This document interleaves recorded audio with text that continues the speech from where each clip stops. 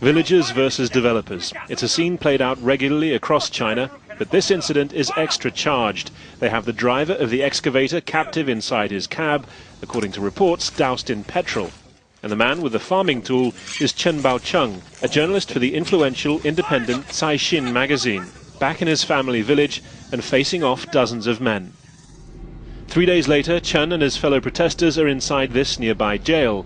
Police moved in to arrest them after they'd held the driver for 24 hours, the legal minimum to be charged with illegal detention. Chen's family home is the last inhabited structure in the village. Inside, his brother tells us, with the help of security footage, how it was attacked on the day of the confrontation.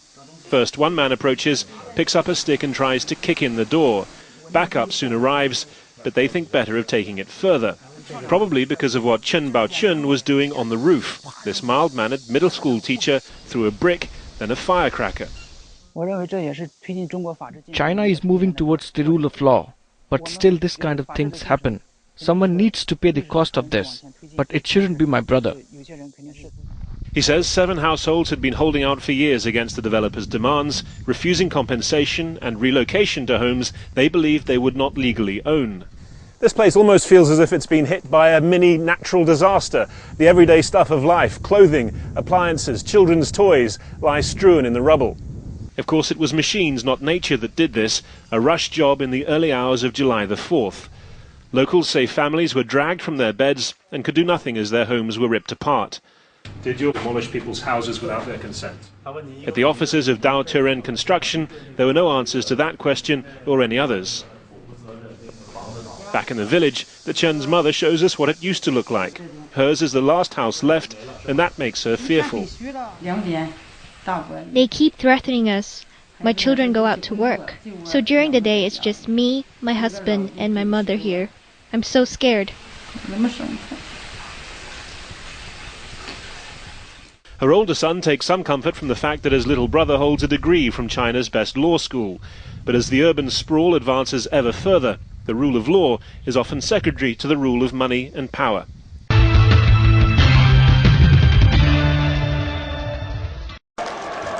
Kerry's first stop, Colombia. After a show of support for the nation's war wounded, Kerry and Colombian Foreign Minister Maria Holguín pledged cooperation and understanding, even on the issue of spying. This was, in fact, a very small part of the overall conversation, and one in which I'm confident that I was able to explain thoroughly, precisely how this has received the support of all 3 branches of our government. Holguín said her country got the necessary assurances from the U.S. about its reported monitoring of phone calls and emails in Latin America. But Kerry faced a bigger test in Brazil, where Foreign Minister Antonio Patriota warned of a loss of trust if U.S. explanations about its surveillance programs are not satisfactory. We need to stop practices that violate sovereignty and the relationships of trust between states, and violations of individual freedoms which our countries praise so much. Carl Meacham, America's director at the Center for Strategic and International Studies, says for Brazil, China, Russia, and other countries, that stance is hypocritical. All of these countries are involved in intelligence gathering to protect their interests, to advance their interests, and to get an edge on competitors. State Department spokeswoman Marie Harf says the administration will continue discussing with foreign partners the issues raised by the disclosures of former NSA contractor Edward Snowden.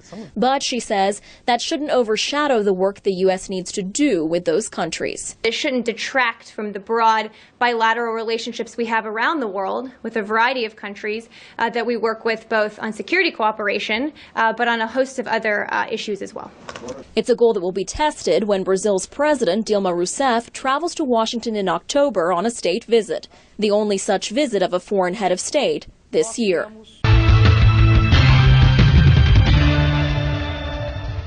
Philip Zimmermann pioneered the widespread use of encryption software for those using the web. He initially wanted to help dissidents in authoritarian countries avoid government surveillance. His company still offers encrypted phone calls, texts, and teleconferencing, but it's now shut down its email service. And now we're secure. The decision came after a rival service posted this message online. My fellow users, I have been forced to make a difficult decision to become complicit in crimes against the American people or walk away from nearly 10 years of hard work by shutting down LavaBit. After significant soul-searching, I have decided to suspend operations. Silent Circle's chief technology officer says as soon as he saw that, he knew it was time for a scorched earth policy. When we heard about LavaBit, we knew that there was not a lot of time, that we had to move immediately. We had very short discussions and then decided that we had to delete everything immediately. So we deleted all of the users' email and we wiped the disks. Having erased its customers' data, Silent Circle released this message. Quote, yesterday, another secure email provider, LavaBit, shut down their system lest they be complicit in crimes against the American people. We see the writing on the wall, and we have decided that it's best for us to shut down Silent Mail.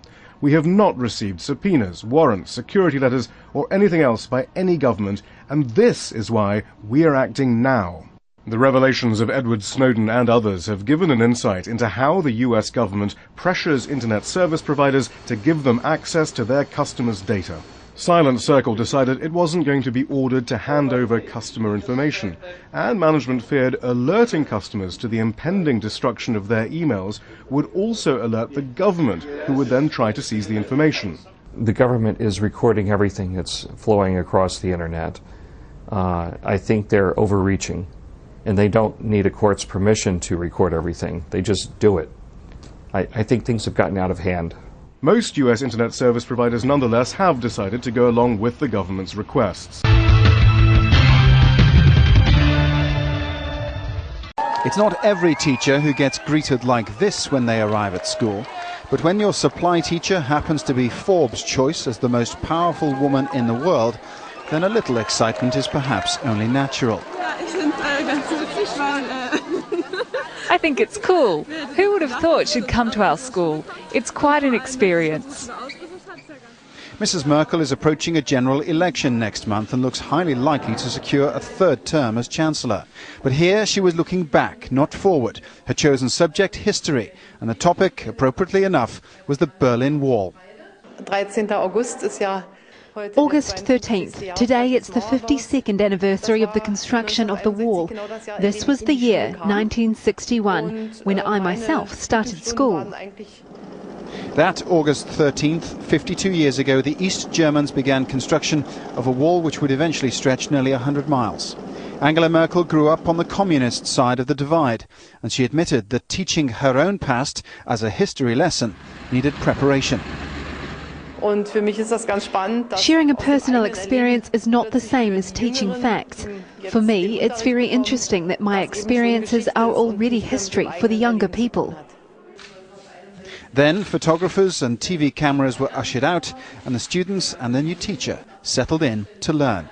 She told us a lot about her personal life, what she did at school and with her friends. It was quite personal at some points, and she also laughed a lot. I have never seen her laughing. It was quite likeable. Likeable certainly seems to be the impression Mrs. Merkel is keen to put across with her new campaign website. Naturalistic shots are combined with personal family photos. It's a new approach for the Chancellor. There have always been websites, but what's new is that this site portrays the human side of Angela Merkel. This site's part of a new strategy to put her as a person in the centre. The official German election campaign is launched on Wednesday.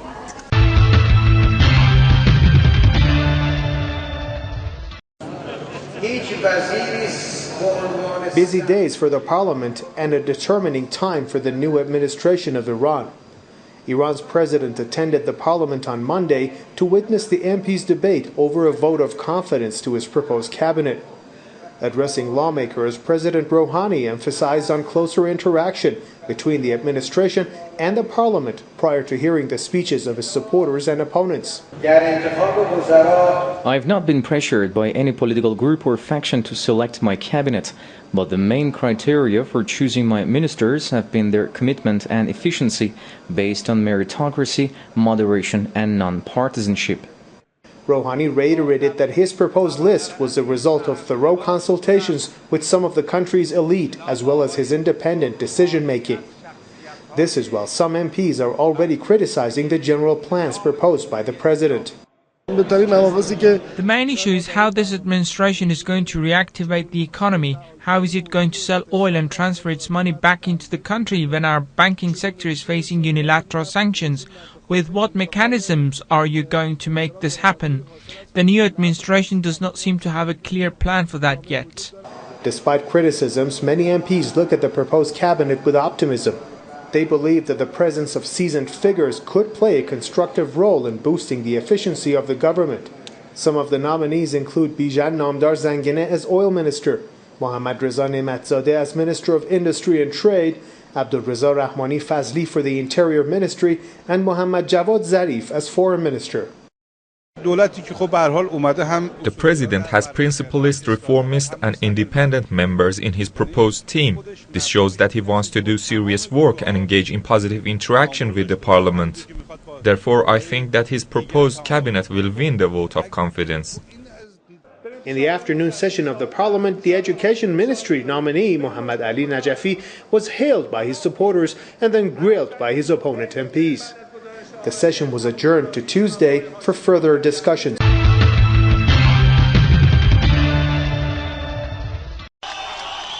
A hero's welcome home for men who've been in jail for up to 28 years. Palestinian President Mahmoud Abbas presented the freed prisoners to their families, making political capital out of a deal he brokered with the Israelis. We tell the released prisoners and we tell you that the rest of the prisoners will come out. You are just the beginning and the rest will come, and you will see them here. These scenes will not play well in Israel. Most of the 26 freed men were convicted of murder by the Israeli courts. Their release has incensed many of their victims' families, but an appeal to overturn their release was quashed. The families of the prisoners didn't know for sure they would be freed until a few hours earlier. I haven't slept. I think I'm dreaming. May God grant our joy to all those who are still waiting. Buses first emerged from a prison in central Israel, from where they were expected to cross into the West Bank and Gaza shortly after, but their journeys were delayed by 2 hours. One prisoner said it was because the Israeli guards wanted to humiliate them one more time. It was a strip search in all that entails. I tell you, we've been abused right until the last minute. Another 15 prisoners were met at the Erez crossing into Gaza. The celebrations this time organised by Hamas. I've been waiting for this moment for 21 years. I feel like it's been like a million years.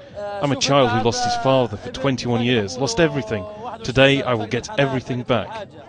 Their release should help win support among Palestinians for their negotiating team, who head back for another round of talks about the peace process in Jerusalem on Wednesday. One of the negotiators told Al Jazeera that it was needed, as announcements about planned construction of new settlers' homes over the past 2 days had done much damage. It is a moment of happiness. Hopefully the Israelis don't spoil it. They are already spoiling the negotiations with settlements, and I hope this will take them to nowhere, really. If these negotiations collapse, it will mean an end to more prisoners being released. Their fate is hanging over the peace talks table. Operation Chameleon was swift and deadly. Police and the army say they killed 3 members of the rebel group Shining Path, including leaders Alejandro Borda and Marco Antonio Quispe. They've led the rebels for years in the Vraim jungle region.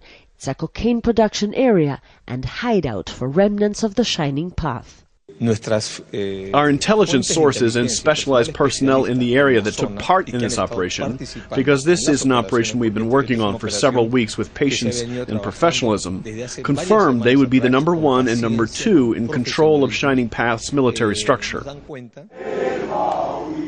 The operation was a significant setback for the Shining Path, which officials say has about 500 members in that region and can still inflict damage. In one of its worst attacks last year, rebels gunned down an army helicopter, killing one of its pilots.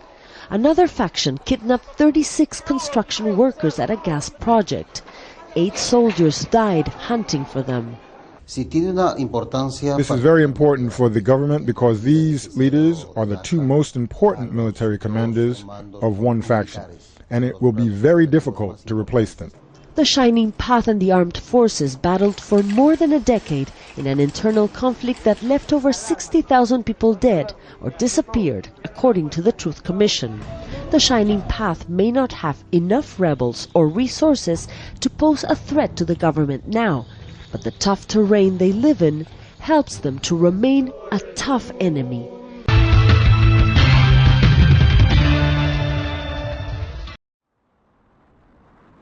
Bilateral ties between Russia and the US have taken a turn for the worse after President Obama cancelled his visit to Moscow next month.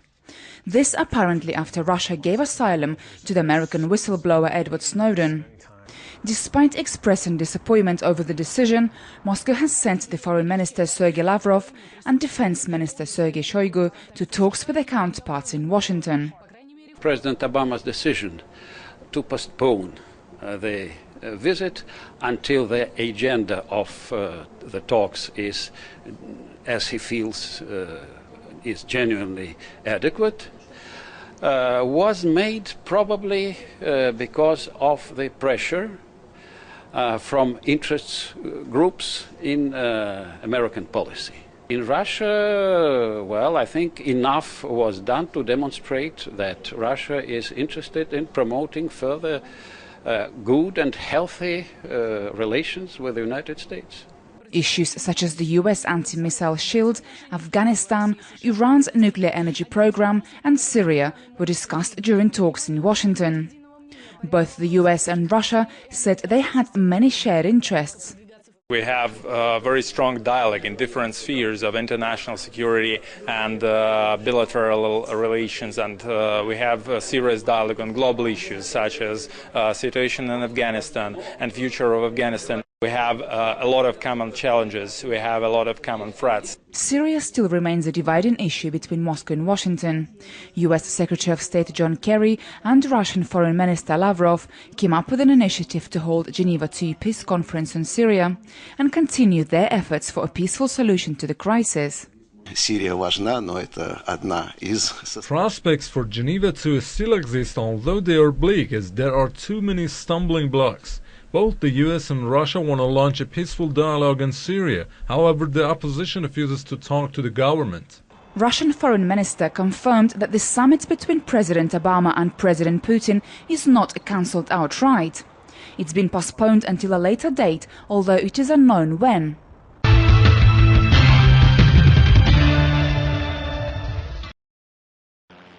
US assassination drone strikes are being launched here much more than ever now, and they usually take the lives of many civilians.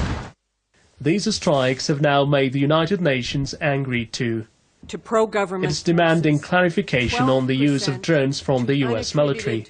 This year, we did see several airstrikes which caused civilian casualties. We were not... we wanted more information on why the casualties were caused during these airstrikes and more transparency and accountability.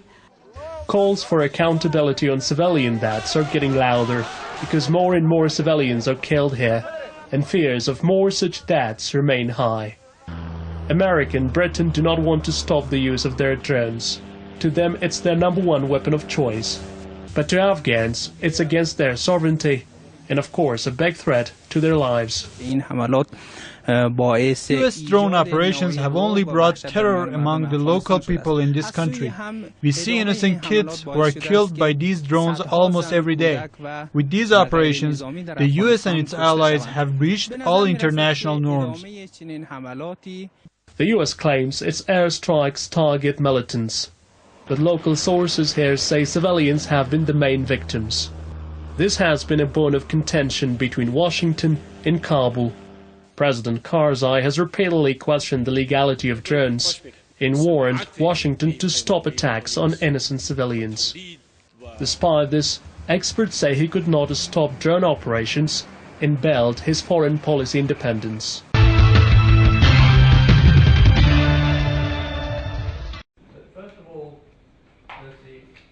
In the heart of the British Parliament building in London, advocates of Bahraini democracy have gathered to call on the British government to stop its support for the Khalifa regime. Bahrain formally gained its independence from Britain in 1971, and power was left in the hands of Emir Isa bin Salman al Khalifa. And on the 42nd anniversary of the handover, the opposition in Bahrain have announced their own uprising. Their call received praise from Lord Avebury.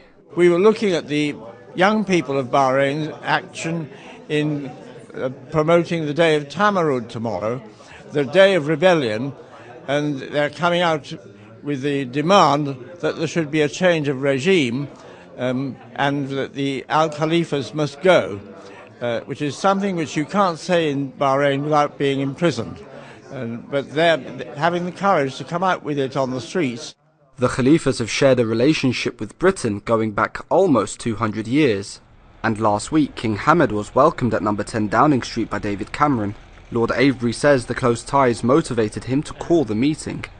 We wanted to draw attention to that and to point out the contrast between the British government's attitude towards human rights in Bahrain and everywhere else in the world.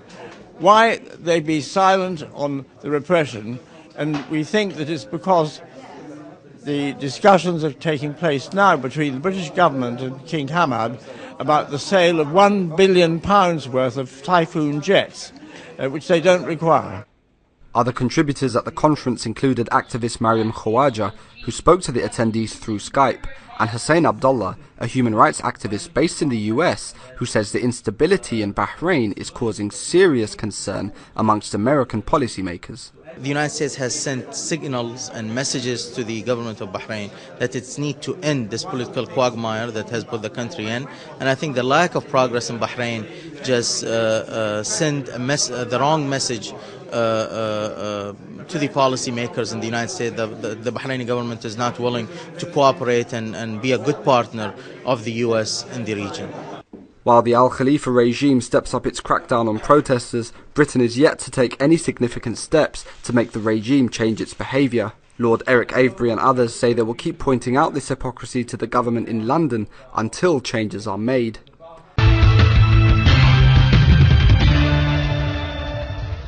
Remember this? A fresco of Jesus Christ after a restoration job gone wrong turned heads the world over last August. Back then, the Spanish pensioner Cecilia Gimenez was made a laughingstock, and her botched attempt was retitled Ecce Mono, Behold the Monkey, rather than the original Ecce Homo, Behold the Man. I was trying to restore it, but I had to go on a trip with my son. So I told myself, I will go and I will finish it when I get back. I came back and all of this confusion had happened. Fast forward a year and Cecilia is laughing all the way to the bank. The amateur artwork has drawn more than 40,000 visitors to her hometown of Borja and raised some $66,000 for charity. Authorities decided the damage to the original was too great to repair, but it has become an even greater draw as a result. Cecilia is now poised to sign a deal to share profits from merchandise featuring the copyrighted image. I am happy because my neighbors are being very nice to me. These are people who supported me a lot, and I am very happy because of that. Cecilia has even been able to put on an exhibit featuring works which bear her signature style. It was a tough year for Cecilia and also for the foundation. The initial 2 months were quite difficult, but oh well, in the end, time puts everything in its place, and today is a day of happiness, a day to be enjoyed. An extraordinary turnaround for one artist who went from zero to hero.